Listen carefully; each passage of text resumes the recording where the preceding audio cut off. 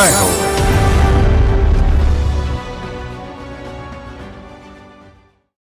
నమస్కారం.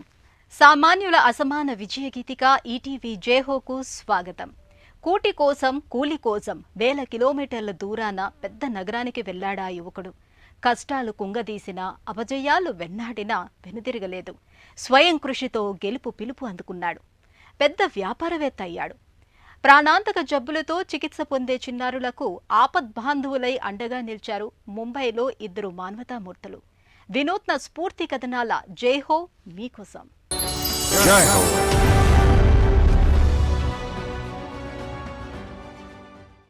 అతడి పేరు దిగంత్ దాస్. నేడు ఓ పెద్ద వ్యాపార సంస్థకు బాస్. ఒకనాడు రోజు కూలి జీవన పోరాటంలో గెలిపే లక్ష్యంగా సాగిన అలుపెరగని యోధుడతడు. ఎక్కడో ఈశాన్యాన అసోం నుంచి దక్షిణాదికి చేరాడు. బెంగళూరులోని పరోటాల తయారీ నేర్చారు. దేశమంతా తిరిగి వ్యాపార నైపుణ్యాలు అద్దుకున్నారు. కోవిడ్ ఆర్థికంగా నష్టపరిచినా, విద్యుతగా తమ ఆరోగ్యాన్ని దెబ్బతీసినా వెనుకంజ వేయలేదు. ఫీనిక్స్ తరహాలో విజృంభించి విజేత అయ్యారు. అసోంలో డైలీ ఫ్రెష్ ఫుడ్స్ సంస్థను నెలకొల్పారు.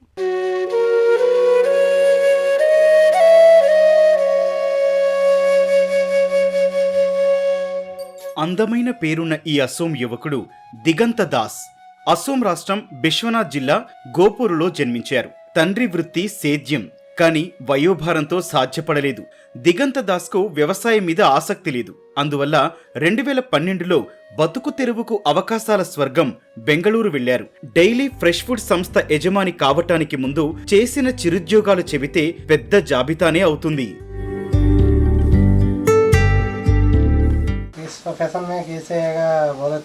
మొదటి నుంచి నాకు సేద్యంపై ఆసక్తి లేదు. మరి కుటుంబ పోషణ ఎలా? అందుకే ఊరు వదిలి మరో చోటికి వెళ్లాలని నిశ్చయించాను. ఇదో జీవన పోరాటం. బెంగళూరులో ఉత్పత్తి రంగ సంస్థలో చేరాను. నా కెరీర్ అలా ఆరంభమైంది. పరోటాల తయారీలో శిక్షణ పొందాను, అనుభవం గడించాను. అక్కడ నేర్పిన నైపుణ్యాలతో తిరిగి ఇక్కడికి వచ్చి వ్యాపారం ప్రారంభించాను.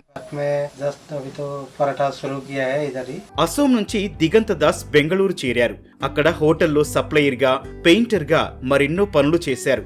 అసోం తీన్ సుకియా నుంచి వచ్చిన మిత్రుడు సూర్య థాపా కూడా ఎన్నో కష్టాలు పడ్డారు. పని లభించని రోజుల్లో పరోటా తయారీలో నైపుణ్యాలు మెరుగుపరుచుకున్నారు.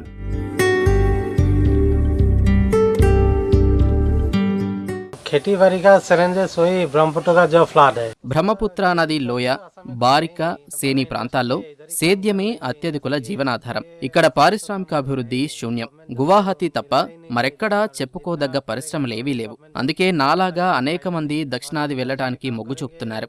ఇక బెంగళూరు గమ్యస్థానం అనుకోవచ్చు. అక్కడైతే అనేక అవకాశాలుంటాయి. అందుకే ఇక్కడి వారు పరిశ్రమల్లో ఉపాధి కోసం తరచూ అక్కడికి వెళ్తుంటారు. సౌత్ ఇండియా మే బడా ఇండస్ట్రీ హై, అచ్చా కామ్ మిల్తా హై, వహీ సోచ్ కే మే బెంగళూరు గియా హై. వచ్చిన అనుభవం, పొందిన ప్రేరణతో దిగంత, అతడి మిత్రుడు సూర్య థాపా ఇద్దరూ ఆంధ్రప్రదేశ్లో మార్కెట్కు అవకాశాలను గ్రహించారు. విజయవాడలో ఓ ఇల్లు అద్దెకు తీసుకుని పరికరాలు కొనుగోలు చేశారు. ఉత్పత్తి ప్రారంభించారు. మొదట్లో ఎంతో స్పందన వచ్చింది. కానీ కోవిడ్ మహమ్మారి తర్వాత లాక్డౌన్ విధించిన 6 నెలల్లోనే ఈ అంకుర పరిశ్రమను మూసివేయక తప్పలేదు.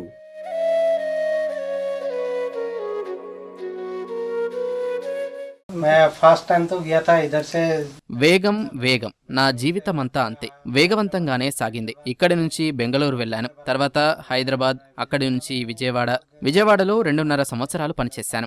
దక్షిణాది నాకో స్థావరంలా మారింది. తర్వాత నా కార్యకలాపాలను గోవా, చెన్నైకి విస్తరించడంతో పని పెరిగింది. తిరిగి అసోం వచ్చాక దిగంత దాస్ను ఆర్థిక సవాళ్లు స్వాగతించాయి. అయితే అదే సమయంలో పరోటా తయారీ పరిశ్రమలో విజేతగా ఉన్న ఫైజల్ హక్ అండగా నిలిచారు. కుటుంబ సభ్యులు, బంధుమిత్రులు ఇచ్చిన నిధులతో దిగంత దాస్ బిశ్వనాథ్ చరోలీలో డైలీ ఫ్రెష్ ఫుడ్స్ ను స్థాపించారు. మలబార్ తరహా పరోటాలతో మంచి గుర్తింపు వచ్చింది. ఉత్తర అసోం అంతా దిగంత పరోటా ప్యాకెట్లను పంపిణీ చేశారు. అనేక ప్రాంతాల్లో వ్యవస్థ ఏర్పాటుతో స్థానికులకు ఉద్యోగ అవకాశాలు లభించాయి.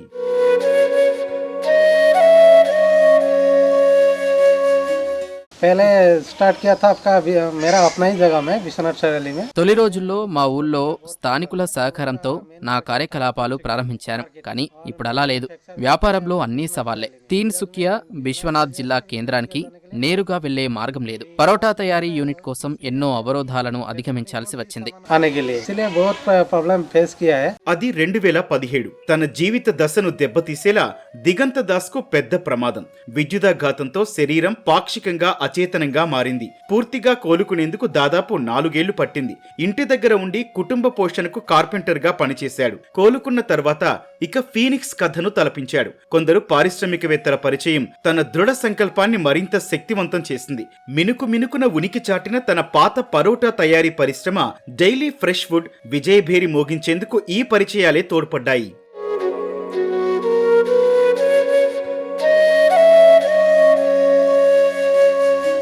सूरत में एक नया आइटम लेके आया मैं। సూరత్ లో నేను ఇంకో పరోటా విక్రయ కేంద్రాన్ని చూశాను. అయినా నేను దక్షిణాదిలో నేర్చుకునే అక్కడికి వెళ్లాను. వాళ్ళని అడిగితే తొలిసారి దేశంలో మార్కెట్లను ముంచెత్తిన లచ్చా పరోటా విషయాన్నే చెబుతారు. దీన్ని ముందుగా మన దేశంలోనే ఆవిష్కరించారు. అసోంలో సక్సెస్ అవుతుందో లేదో అంచనాకు వచ్చేందుకు మార్కెట్ను విస్తృతంగా అధ్యయనం చేశాం. ఆ తర్వాతే అక్కడ తయారీ కేంద్రాన్ని ప్రారంభించాం. उससे मैं परोठा लिया था। దిగంత దాస్ విజయ్ గీతిక అసోంలో అక్కడి స్టార్టప్ల సామర్థ్యాన్ని ప్రతిబింబిస్తోంది. ఉపాధి కోసం ఎక్కడో దూర తీరాలకు వలసపోవటం ఎందుకు, యువత స్వదేశంలోనే అవకాశాలు అన్వేషించాలని దిగంత దాస్ చెబుతున్నారు. రోజు 300 రూపాయల కూలీ దొరకటమే కనా కష్టంగా ఉన్న ఈ ప్రతికూలతల మీద అతడు కసితో ప్రతీకారం తీర్చుకున్నాడు. దృఢ సంకల్పం, కష్టించే తత్వం ఉంటే విజయం అసాధ్యమేమీ కాదని నిరూపించారు. ఇతరులకు ప్రేరణగా నిలిచాడు. सप्लाई बोले तो మా పరోటా సరఫరా వ్యవస్థ అరుణాచల్ ప్రదేశ్ నుంచి నాగాలాండ్ దాకా, తేజ్పూర్ నుంచి తేంగా మార్కెట్ వరకు విస్తరించింది. ప్రస్తుతం పరోటా తయారీ, మార్కెటింగ్ లో పనిచేస్తున్న మా సిబ్బంది సంఖ్య 15. రోజు దాదాపు 3000 ప్యాకెట్లను ఉత్పత్తి చేస్తున్నాం. ఇది సవాలుతో కూడుకున్న వ్యాపారమే, కానీ సవాళ్లను స్వాగతించి స్వీకరించాం. ప్రస్తుతం ఇక్కడ 40 మంది పనిచేస్తున్నారు. बिजनेस में एक्यूरेट प्रॉफिट निकालना मुश्किल होता है। అందరూ బావుండాలి, అందులో మనము ఉండాలి. ఇది అందరూ కోరుకున్నదే. కానీ ముంబైలో ఉండే ఆ ఇద్దరు మిత్రులు గిరీష్, అంకిత్ మాత్రం అలా అనుకోలేదు. అందరూ బావుండడానికి మనమేం చెయ్యాలి అని ప్రశ్నించుకున్నారు. క్యాన్సర్ బాధిత బాలలకు, వారి కుటుంబాలకు అండగా నిలిచారు. తమ స్వచ్ఛంద సంస్థ యాక్సిస్ లైఫ్ వేదికగా ఆ చిన్నారులకు ఆశ్రయమిచ్చి పోషకాహారం అందిస్తున్నారు. నిరాశ, నిస్పృహల్లో ఉండే వారి పేరెంట్స్కు ధైర్యం చెప్తున్నారు.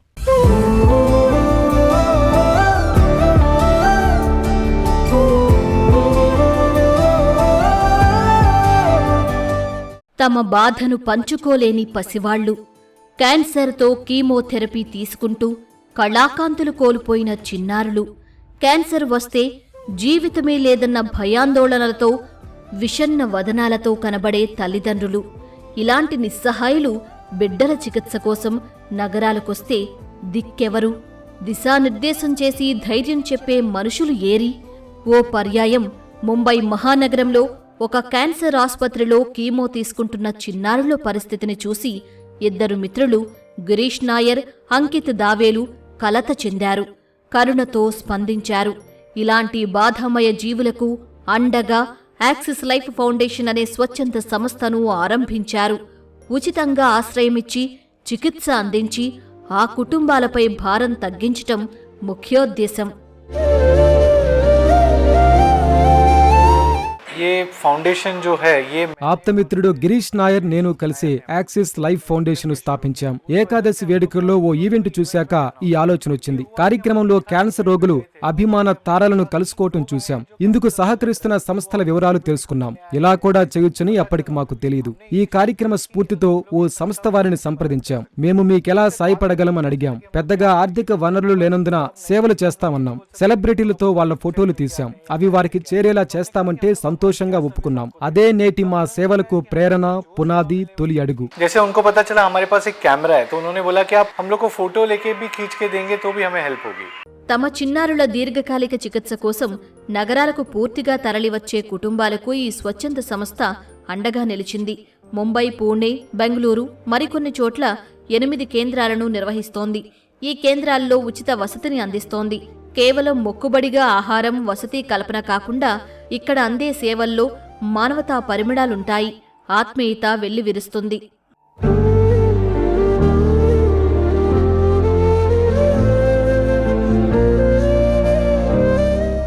हम हमारी सोच वही है। మా దృష్టి మహానగరాలను దాటి చిన్న నగరాలపై పడింది. పెద్ద నగరాల్లో ఆసుపత్రులు దీర్ఘకాలిక చికిత్సలు అందిస్తున్నాయి. ఆ తర్వాత శ్రేణి నగరాల్లో తగిన మౌలిక సదుపాయాలు లేవు. కుటుంబాలు బస్తీలకు వలస రాకుండా ద్వితీయ, తృతీయ స్థాయి నగరాల్లో సదుపాయ కేంద్రాల స్థాపనే లక్ష్యంగా నిర్దేశించుకున్నాం. చిన్న నగరాల్లో మాకు భూమి కేటాయిస్తే మేము అలాంటి కేంద్రాలను నెలకొల్పి తగిన సామర్థ్యంతో నిర్వహించడం సాధ్యమవుతుంది. సో यही हमारा मिशन है।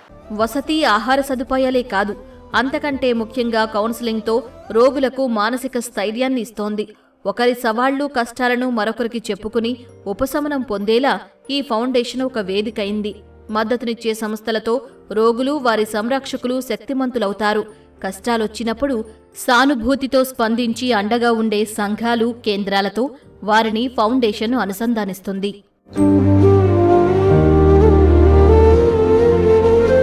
अंकित ने बताया, हमने इन बच्चों को देखा అంకిత్ చెప్పినట్లుగానే క్యాన్సర్తో పోరాడే చిన్నారులకు ఆశ్రయం కల్పించాల్సిన అవసరాన్ని గుర్తించాం.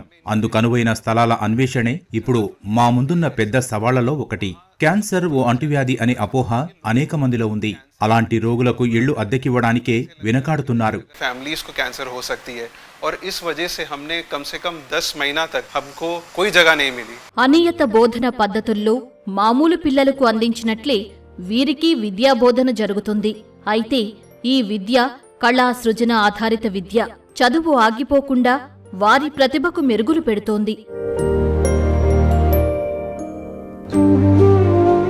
ये हम लोग चीज भी पहले ही समझ गए थे जब हमने शुरू किया था और हम लोग మొదట్నుంచి ఈ కార్యక్రమంలో వాలంటీర్లను భాగస్వాములుగా చేయాల్సిన ఆవశ్యకతను గుర్తించాం. వాళ్లు పిల్లలకు పాఠాలు చెబుతూ చదువుపై దృష్టి పెట్టేలా చేస్తారు. క్రమంగా మేము దీన్ని శిక్షణ పొందిన ఉపాధ్యాయుల కార్యక్రమంగా రూపుదిద్దాం. ఇందుకనుగుణంగా అభ్యాస ప్రణాళిక తయారైంది. ఈ కేంద్రం నుంచి చిన్నారులు తిరిగిళ్లే సమయంలో వారికి సర్టిఫికెట్లు ఇస్తారు. ఇక్కడ उसको फेल नहीं किया है, उसको उल्टा टीचर्स ने मदद करके अगले क्लास में प्रमोट भी किया हुआ है। యాక్సిస్ లైఫ్ ఫౌండేషన్ ఏర్పాటులో అంకిత్, గిరీష్ నాయర్కు వారి వ్యక్తిగత అనుబంధాలు, అనుభవాలు అక్కరకొచ్చాయి. అంకిత్ ప్రజా సంబంధాలు, మీడియా రంగ నిపుణుడైతే గిరీష్ ఫైనాన్స్ మేనేజ్మెంట్ నిపుణుడు. భావ సారూప్యం ఇద్దరినీ కలిపింది. సామాజిక సేవ వైపు మళ్లించింది. ఇందుకోసం తమ కెరీర్నే వదులుకుని వచ్చారు. कैंसर सिर्फ नाम सुना हुआ है। ఈ పయనానికి ముందు క్యాన్సర్ అంటే ఓ పదమే అనుకున్నాం. ఈ జబ్బుతో వచ్చే కష్టనష్టాలు తెలియవు. ఆసుపత్రి సందర్శన మా దృక్పథాన్ని మార్చింది. ఆసుపత్రిలో గడపటం ఆరంభించాం. చికిత్స పొందే రోగులను కళల్లో, హస్తకళ, వస్తు పనుల్లో నిమగ్నం చేశాం. ఈ దిశగా వైద్యులు, సామాజిక కార్యకర్తల కృషి అభినందనీయం. అన్నట్లు ఈ క్రమంలో మేమొక విషయాన్ని గమనించాం. చికిత్సానంతరం వారి పరిస్థితి కలచివేసింది. ఎక్కడుంటారు? ఉండే స్తోమత ఉండదు. ఇందుకే వారు వీధుల్లో, నగరాల్లో వంతెనల కింద నిద్రిస్తుంటారు. అంటువ్యాధులు పరిస్థితిని దిగజారుస్తాయి. చికిత్స సహా కోలుకునేదాకా ఆశ్రయం కల్పించడం ముఖ్యమని గ్రహించాం. అదే మా సేవా పయనానికి బీజం వేసింది. आई थिंक वहाँ से ये थॉट एक सीड आया हम लोग के दिमाग में कि अगर हम लोग को भी कुछ करना होगा तो आई थिंक शेल्टर के बारे में सोचना होगा। ఒక స్వచ్ఛంద సంస్థకు సేవలందించే క్రమంలో ఏర్పడిన పరిచయం స్నేహబంధమైంది. ఆసుపత్రులలో ప్రాణాంతక వ్యాధితో బాధపడుతున్న శిశువుల వార్డులను చూశారు. రోగులు, వారి తల్లిదండ్రుల పరిస్థితిని స్వయంగా గమనించారు. తమ స్వచ్ఛంద సంస్థ ద్వారా వసతి సదుపాయ కేంద్రాలను నెలకొల్పారు. మమతల కోవెలలో చికిత్స పొందుతున్న చిన్నారులకు, వారి పేరెంట్స్కు ఆశ్రయమిచ్చారు.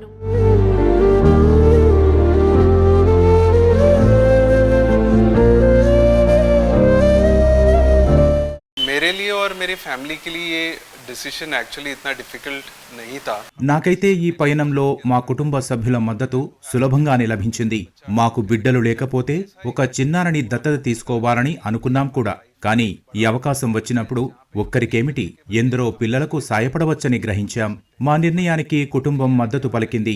ఎవరినైనా కాపాడడం కోసం అవసరమైతే ఇల్లు అమ్మివేయండని నా శ్రీమతి నాతో చెప్పింది.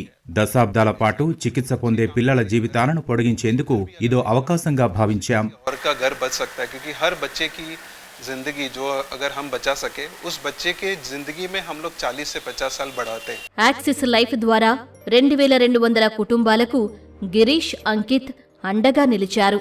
చికిత్స పొందిన ఆ చిన్నారులకు నీడనిచ్చారు. పోషకాహారం అందించారు. క్యాన్సర్ను జయించేలా మానసిక స్థైర్యాన్నిచ్చారు. విద్యా బోధనతో వారు చదువులో వెనక్కి వెళ్లకుండా కాపాడారు. లక్షల నక్షత్రాలను తెచ్చివ్వలేదు కాని వేలాది కళ్లల్లో మతాబులు పూయించారు. జీవితాలను వెలిగించారు.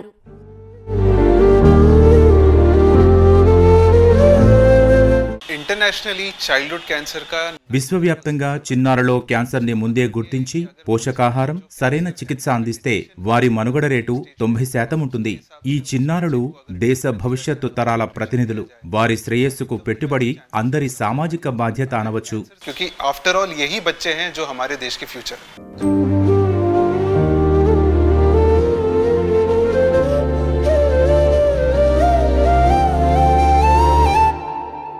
మరిన్ని కథనాలతో వచ్చే వారం జయహోలో మళ్ళీ కలుద్దాం. నమస్కారం.